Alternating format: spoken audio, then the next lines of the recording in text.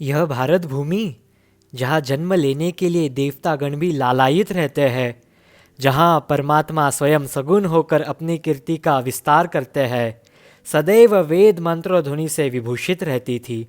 भगवान अग्नि प्रत्येक वर्ण और आश्रम के समस्त कल्याणों का संपादन करते थे। नए संपन्न राजा समस्त प्रजा का पितृवत पालन करते थे।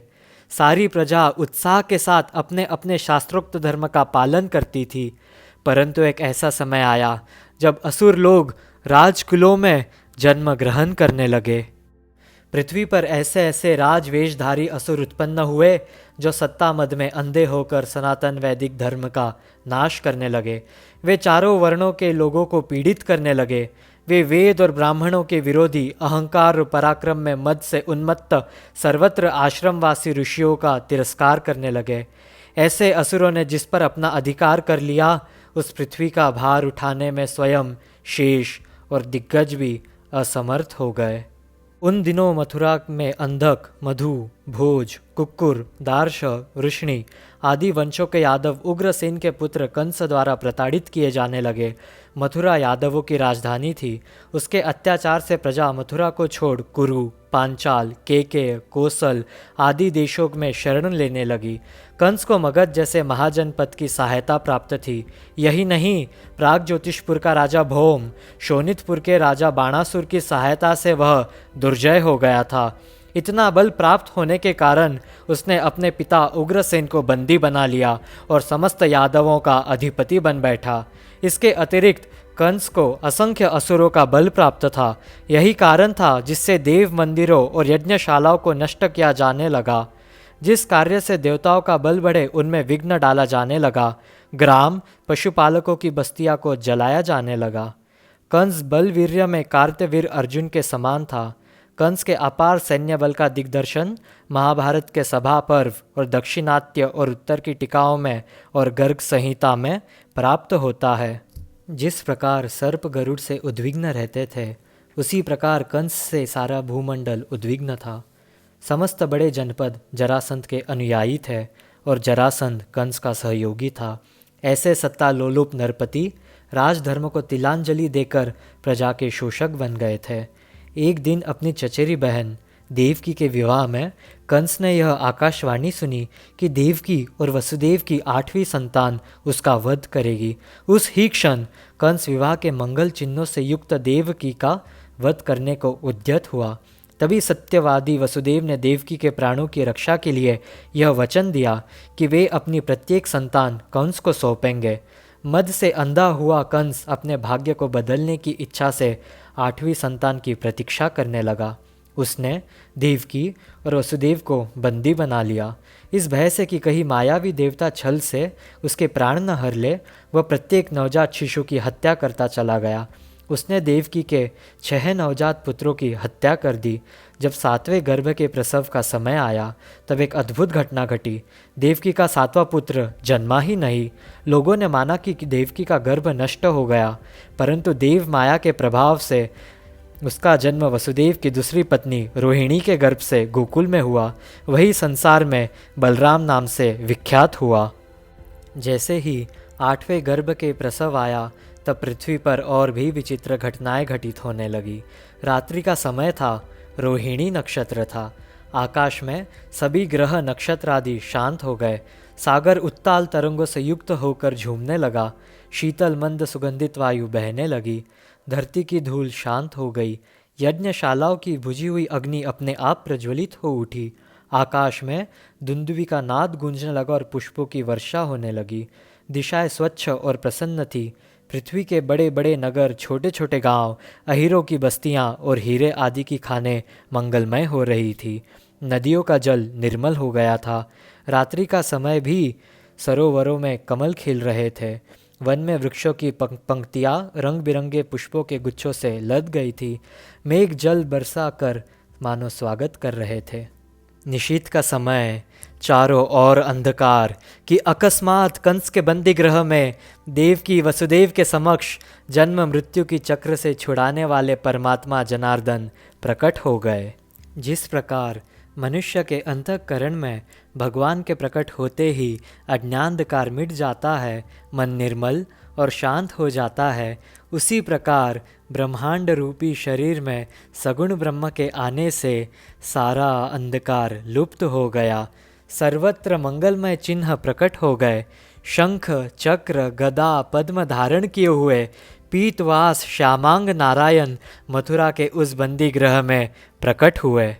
कमल के समान विशाल नेत्र, पतली मनोहर दंत पंक्ति, लाल लाल ओष्ठ, सुगढ़ नासिका, मनोहर मुस्कान, घुंघराले बाल, सुंदर मणियुक्त मुकुट, मकराकृति कुंडल, घुटनों तक लंबी भुजाएं, वक्षस्थल पर श्रीवत्स का चिन्ह, कौस्तुभ मणि, वनमाला, इन सबसे युक्त श्री भगवान की अपूर्व शोभा हुई।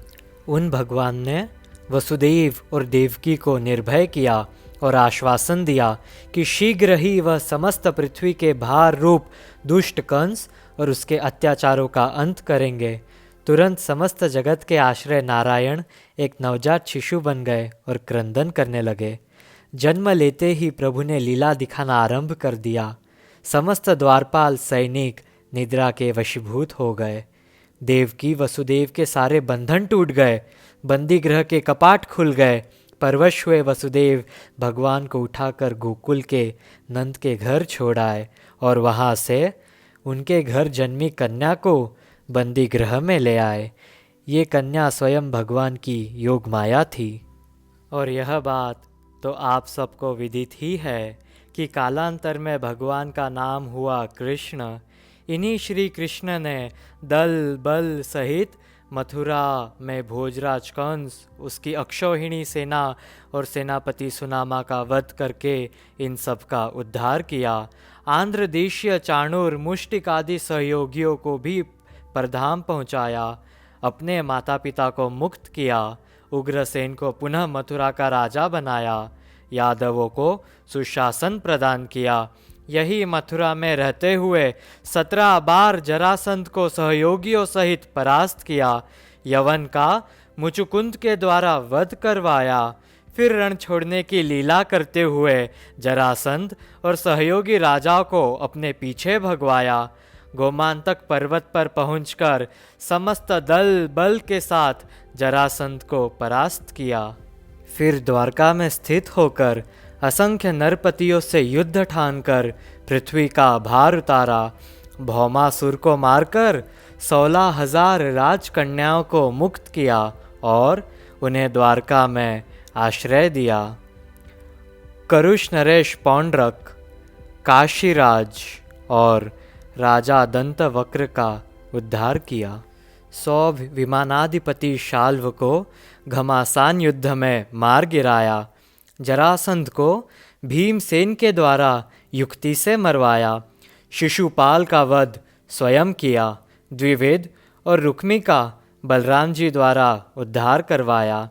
शंकर द्वारा सुरक्षित बाणासुर को उसी की नगरी शोणितपुर में परास्त किया। और अंततः कुरुक्षेत्र में कौरव पांडव युद्ध करवाकर पृथ्वी के भार भूत लाखों राजाओं का अंत करवा डाला। इस तरह भगवान ने अपना गीतोक्त वचन सार्थक किया। परित्राणाय साधूनां विनाशाय च दुष्कृतां धर्म संस्थापनार्थाय संभवामि युगे युगे। श्रोतागणों, जन्माष्टमी के इस पावन अवसर पर हमने अपनी बुद्धि के अनुसार भगवान के गुणों का कीर्तन किया है। इस तरह से भगवान काणों द्वार से हृदय में प्रवेश करते हैं और प्रवेश करते ही अविद्या जनित क्लेशों का अंत करते हैं। पवित्र तीर्थों का सेवन करने से महत् सेवा, तदनंतर श्रवण की इच्छा, फिर श्रद्धा, तत्पश्चात भगवत कथा में रुचि होती है। भगवान श्री कृष्ण के यश का श्रवण और कीर्तन से व्यक्ति परम सिद्धि प्राप्त करता है। अतः सदैव भगवान की कथाओं और तीर्थों का सेवन करते रहे। धन्य है वह मथुरा भूमि जहाँ स्वयं परमात्मा प्रकट हुए। धन्य है वह बंदी ग्रह, धन्य है यमुना, धन्य है यदुवंश, धन्य है माथुर मंडल के गोप गोपियाँ जिन्हें भगवान का सानिध्य मिला। श्री कृष्ण स्कंद पुराण के वैष्णव खंड के मार्ग शीर्ष महात्म्य में स्वयं कहते हैं, मथुरा नाम से विख्यात जो मेरा उत्तम क्षेत्र है वह मेरी परम प्रिय रमणीय जन्मभूमि है। मथुरा में जो जहाँ कहीं भी स्नान करता है वह पाप मुक्त हो जाता है। मथुरा का नाम लेने वालों का भी कल्याण होता है। जो मनुष्य वहाँ 3 रात भी निवास करे वह अपने दर्शन या चरण रज से दूसरों को भी पवित्र करता है।